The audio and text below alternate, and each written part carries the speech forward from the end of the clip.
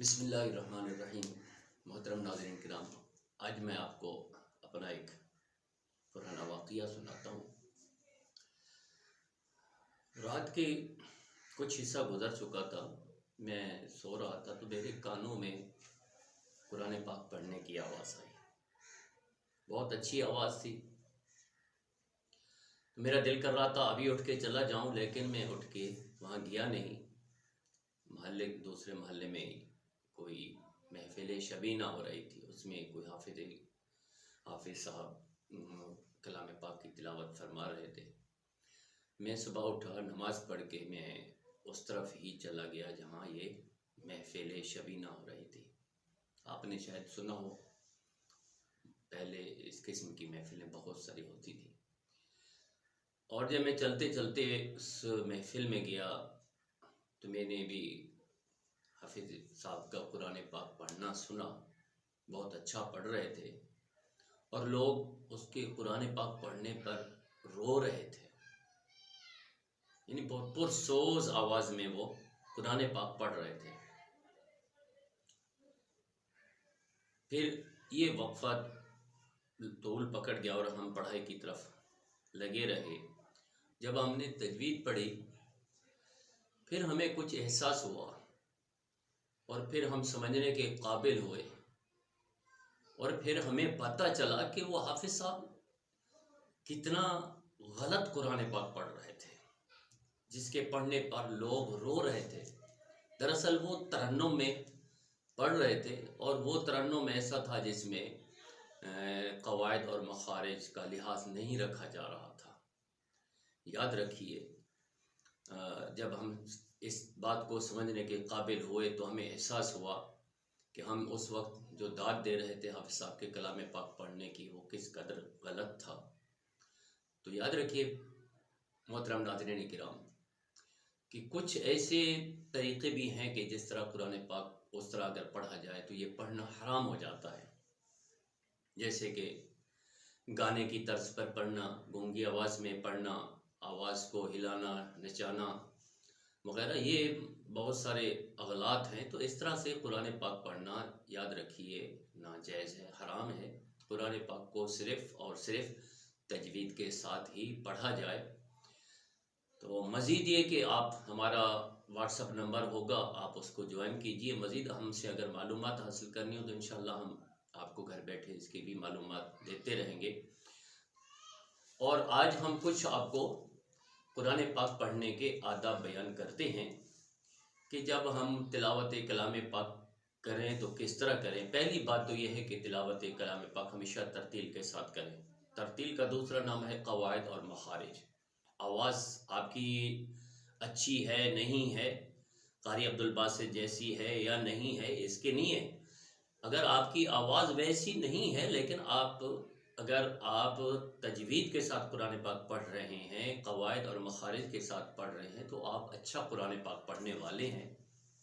یاد رکھیے سب سے پہلا ادب یہی ہے کہ تلاوت کلام پاک کرتے وقت ٹھہر کر آرام سے صاف ستھرے انداز میں کلام پاک کی تلاوت کی جائے۔ اور نمبر 2 یہ ہے کہ وضو کر کے قرآن پاک کی تلاوت کی جائے۔ قرآن پاک میں آتا ہے لا یمسہ الا المطہرون، بغیر پاکی کے قرآن پاک کو نہ چھوئیں۔ اور تیسرا ادب یہ ہے کہ مسواک کر کے قرآن پاک کی تلاوت کریں۔ کیا ہم اس کا لحاظ رکھتے ہیں؟ ہم خود سوچیں۔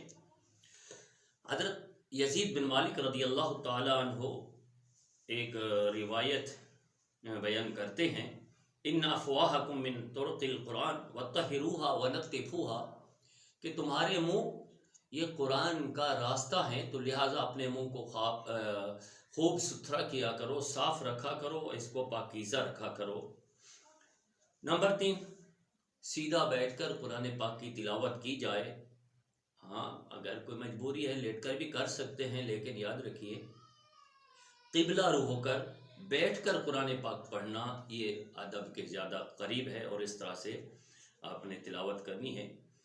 نمبر 2 اچھا لباس پہن کر تلاوت کلام پاک کیا جائے، کیونکہ کلام پاک کی تلاوت کرنے والا وہ اللہ تعالیٰ کی بارگاہ میں اس وقت مستجاب الدعوات ہوتا ہے۔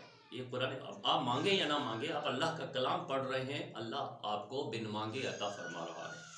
ہم اگر بادشاہوں کے جی ہاں اسلام بھائیوں، ہم اگر کسی بادشاہ کے دربار میں جاتے ہیں تو اچھا لباس پہن کر جاتے ہیں تاکہ ہم ان کو اچھا لگے۔ جب اللہ رب العزت جو احکم الحاکمین ہے، تمام بادشاہوں کا بادشاہ ہے، اس کے جب دربار میں جائیں، خواب و نماز کی حالت ہو یا قرآن پاک کی تلاوت کی حالت ہو، تو ہمیں عمدہ لباس پہن کر تلاوت کلام پاک بھی کرنا چاہیے اور نماز بھی پڑھنی چاہیے۔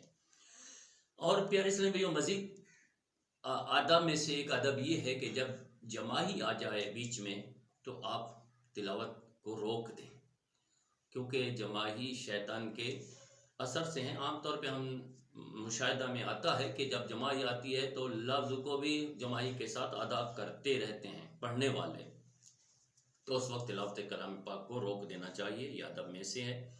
سب سے پہلے اعوذ باللہ پڑھنا چاہیے، شیطان سے پناہ مانگنی چاہیے، پھر تسمیہ یعنی بسم اللہ الرحمن الرحیم پڑھنا چاہیے، مگر سورۃ البرات کی ابتدا میں یہ بسم اللہ شریف نہیں پڑھنا۔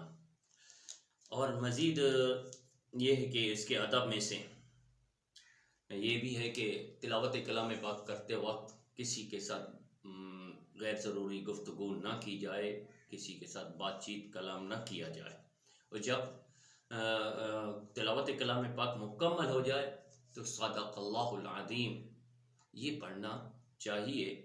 اور اسی طرح ادب میں سے ایک یہ بھی ہے کہ قرآن پاک کو ترتیب بار پڑھے، یعنی پہلا پارہ، دوسرا پارہ، تیسرا پارہ، اس طرح سے نہ کہ الٹا پڑھا جائے، ترتیب سے سیدھا پڑھنا چاہیے۔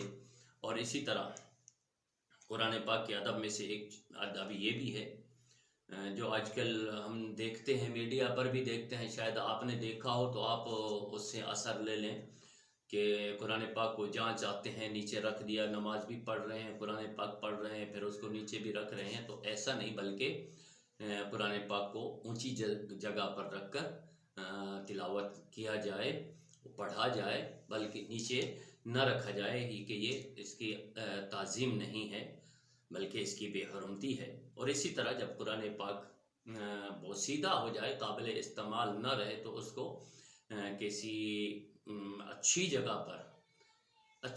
پر جہاں پر لوگوں کی آمد رفت بھی نہ ہو، ایسی جگہ پہ یا تو زمین میں دفنانا چاہیے گڑھا کھود کر، یا پھر کسی دریا وغیرہ دریا برد کر دینا چاہیے، یا سمندر میں اس کو ڈالنا چاہیے۔